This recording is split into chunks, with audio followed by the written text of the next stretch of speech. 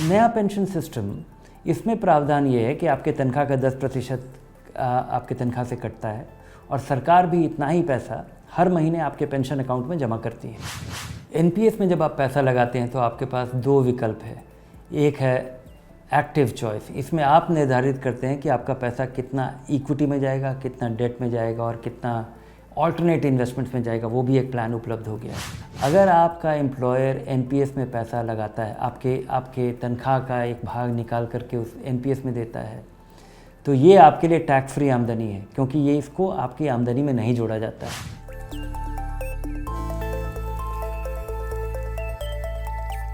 NPS नया pension system ये सारे केंद्र सरकार के कर्मचारियों के लिए 2004 से लागू हो गया था और धीरे धीरे ये एक एक करके सारे राज्य सरकारों में भी लागू हो गया है और अधिकतर राज्य सरकारें इसके तहत हैं।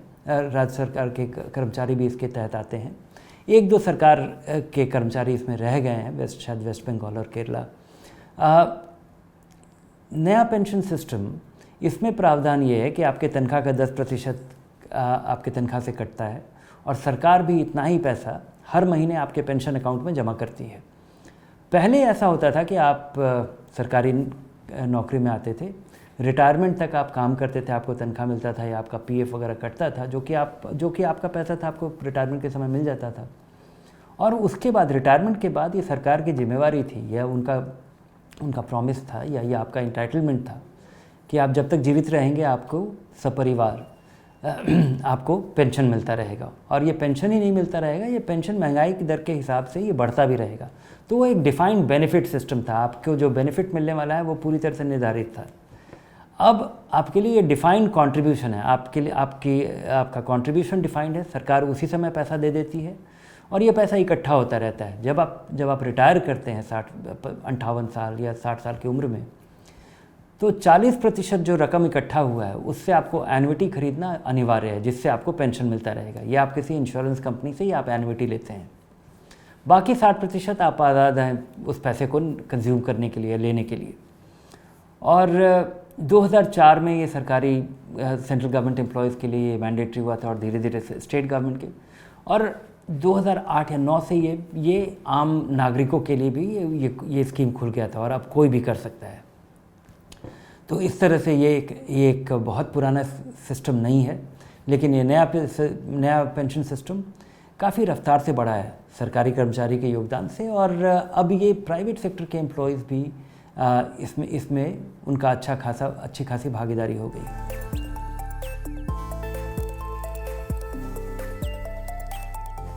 एनपीएस में जब आप पैसा लगाते हैं तो आपके पास दो विकल्प है। एक है एक्टिव चॉइस, इसमें आप निर्धारित करते हैं कि आपका पैसा कितना इक्विटी में जाएगा, कितना डेट में जाएगा और कितना ऑल्टरनेट इन्वेस्टमेंट्स में जाएगा, वो भी एक प्लान उपलब्ध हो गया है। और दूसरा है ऑटो प्लान, और ऑटो प्लान में 3 तरीके के ऑप्शंस हैं आपके पास। एक बहुत अग्रेसिव है, जिसमें आपके खास उम्र तक आप उसमें 75% पैसा आपका इक्विटी में जा सकता है। और ये ऑटो प्लान का बेसिक प्रिंसिपल ये है कि जैसे जैसे आपकी उम्र बढ़ती जाएगी वैसे वैसे आपका इक्विटी एलोकेशन कम होता जाएगा। तो और 35 साल से कम उम्र में अधिकतम 75% पैसा लगाना, और उसके बाद आपके रिटायरमेंट तक आपका इक्विटी कम होता जाएगा और ये हर साल रीबैलेंस होता रहेगा। दूसरा है एक मॉडरेट प्लान, जिसमें अधिकतम 50% पैसा इक्विटी में जाता है। और तीसरा है कंजर्वेटिव प्लान, जिसमें कि 1/4 पैसा आपका इक्विटी में जाता है, बाकी फिक्स्ड इनकम में लगता है। और ये हर साल रिटायरमेंट तक आपके इक्विटी का एलोकेशन कम होता रहता है। हालांकि ये एनपीएस में प्रावधान है एक बहुत ही सोफिस्टिकेटेड ऑटो प्लान का, जो लगता है सोफिस्टिकेटेड, उसके प्रिंसिपल्स बहुत ही सिंपल हैं। लेकिन मेरी सलाह होगी कि आप रिटायरमेंट के लिए जब पैसा इकट्ठा कर रहे हैं और अधिकतम 75% पैसा ही लग सकता है, और इस पे आपका पूरा अख्तियार है कि आप कितना इसमें अपना इक्विटी कम रखिए नहीं रखिए। तो मेरी सलाह होगी कि अगर आप इसमें पैसा लगा रहे हैं तो 75% इक्विटी और 1/4 पैसा 25% फिक्स्ड इनकम में लगाइए। और रिटायरमेंट के 2-3 साल पहले आप सोचिएगा कि क्या इक्विटी में कम करना है, क्योंकि इक्विटी में जब इतने लंबे समय के लिए आप पैसा लगाते हैं तो आपको अच्छा खासा ज़्यादा रिटर्न मिलता है। और इक्विटी का जो नुकसान है कि आप जो बीच बीच में गिरावट होती है, जिसमें आप घबरा के अपना पैसा निकाल लेते हैं, चूँकि आप निकाल ही नहीं सकते तो ध्यान मत दीजिए, इसमें केवल पैसा लगाते रहिए और रिटायरमेंट के 2-3 साल पहले, 5 साल पहले आप देखिएगा कि क्या इसमें से पैसा कम कर लिया जाए, ताकि रिटायरमेंट जब आप रिटायर करें तब आपकी जो पूंजी है वो अचानक बाज़ार पे उसकी निर्भरता ज़्यादा नहीं रहे।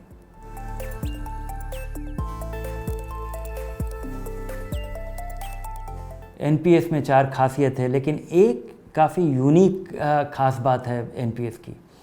अगर आपका एम्प्लॉयर एनपीएस में पैसा लगाता है, आपके तनख्वाह का एक भाग निकाल करके उस एनपीएस में देता है, तो ये आपके लिए टैक्स फ्री आमदनी है, क्योंकि ये इसको आपकी आमदनी में नहीं जोड़ा जाता है और ये किसी और निवेश के साथ संभव नहीं है। तो ये बड़ी ज़बरदस्त खासियत है। अगर आपके पास ये संभव हो अपने एम्प्लॉयर से बात करके कि आपके तनख्वाह में से कुछ पैसा काट लिया जाए और वो पैसा अगर एनपीएस में जमा हो जाता है, जिसमें आपके एम्प्लॉयर को अगर आपके पास इतनी फ्लेक्सिबिलिटी हो, आपके एम्प्लॉयर को कोई नुकसान नहीं होगा और आपको खासा फ़ायदा होगा। तो ये एक खासियत है एनपीएस की। दूसरा कि ये सबसे सस्ता है। दूसरे सारे इन्वेस्टमेंट ऑल्टरनेटिव से अगर हम इसकी तुलना करें तो एनपीएस इतना सस्ता है कि 10%, 15% खर्चे में आपका पैसा मैनेज हो जाता है। तो और ये शायद दुनिया में सबसे सस्ता एसेट मैनेजमेंट साबित होगा। तीसरा चीज़ कि इसमें एनपीएस में लगाया हुआ पैसा, आप जो भी एसेट एलोकेशन निर्धारित करते हैं, इसमें ऑटोमेटिक रीबैलेंसिंग सालाना होता है। तो ये जो डिसिप्लिन है और जो कि अगर आप ये हालांकि किसी के लिए रीबैलेंसिंग करना इतना मुश्किल नहीं है। आप एक इक्विटी फंड में पैसा लगाइए, डेट फंड में पैसा लगाइए, एक अपना एसेट एलोकेशन निर्धारित कर लीजिए और सालाना तौर पे इसको बदलते रहिए, में रीबैलेंस कीजिए। लेकिन यहाँ पे जिस डिसिप्लिन के तहत होता है तो ये, और इसका कोई टैक्स इम्प्लीकेशन नहीं है। जब भी आप किसी म्यूचुअल फंड में पैसा, एक फ़ंड से दूसरे फंड में पैसा लगाते हैं तो आपको टैक्स लगता है, कैपिटल गेंस टैक्स लगता है, चाहे वो शॉर्ट टर्म हो या लॉन्ग टर्म हो, अगर मुनाफा हुआ है तो। यहाँ पर आप किसी फ़ंड से इक्विटी से डेट में लगाइए, डेट से इक्विटी में कीजिए।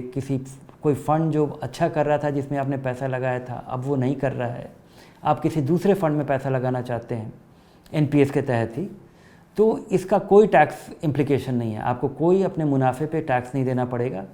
टैक्स आपको, बल्कि जब आप रिटायर करेंगे और जो 60% पैसा आप निकालेंगे वो भी पूरी तरह से टैक्स फ्री है। तो ये जो टैक्स फ्री आमदनी है और ये एक गंभीर कंस्ट्रेंट है कि 40% पैसा आपको एन्युटी में लगाना पड़ेगा। लेकिन ये जो टैक्स इफ़िशेंसी है, आपके पैसे को में बदलाव करते हैं और बीच में कोई टैक्स नहीं लगता, ये खासा फ़ायदा है।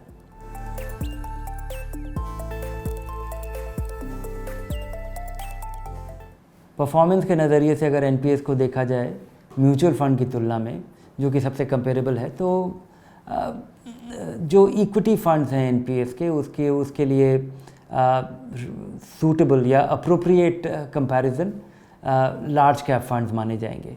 और यहाँ पे अगर देखा जाए तो लंबे समय में एनपीएस में थोड़ा ज़्यादा रिटर्न मिला है, लेकिन मामूली ज़्यादा रिटर्न मिला है। ऐसा इतना बड़ा अंतर नहीं है कि हम कह सकें बड़ी, और उसका आधार भी पता चलता है कि सब कुछ अगर बराबर हो, अगर दोनों फंड अगर बिल्कुल उतना ही अच्छा करें, तो खर्चे के वजह से आप आधे से 0.25% ज़्यादा कमाएंगे डायरेक्ट फंड प्लान की तुलना में एनपीएस में।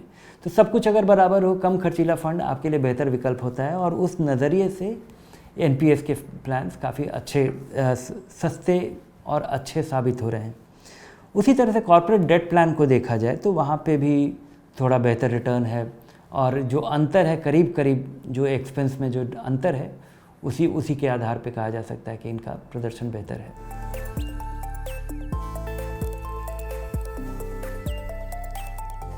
एनपीएस या म्यूचुअल फंड इस बात पे निर्भर करता है कि आपको किस में फ़ायदा है।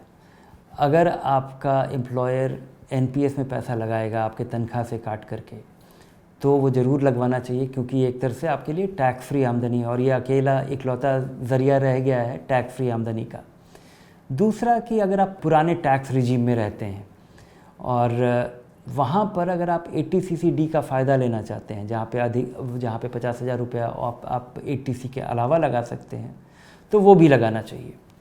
और अगर ये दोनों आपके लिए आपकी ज़रूरत नहीं है, अगर आपका एम्प्लॉयर आपके लिए नहीं लगा सकता है, या तो फ्लेक्सिबिलिटी नहीं है या ये साधन नहीं है आपके पास, या आप नए टैक्स रिजीम में हैं, तो आपको अपने पैसे के साथ पूरा फ्लेक्सिबिलिटी रखना चाहिए, तब आप म्यूचुअल फ़ंड चुनिए, क्योंकि वहाँ पे आप पूरी तरह आज़ाद हैं, आप बदलाव कर सकते हैं, जब चाहिए पैसा निकाल भी सकते हैं और किसी भी तरह की पाबंदी नहीं होगी एन्युइटी खरीदने की जब आप रिटायर करेंगे। और आप चाहेंगे तो जो जो पैसा आपके रिटायरमेंट के लिए इकट्ठा हो रहा है उसमें आप SWP सेटअप करके आप अपनी रेगुलर आमदनी का बंदोबस्त खुद ही कर पाएंगे अपने रिटायरमेंट फ़ंड से।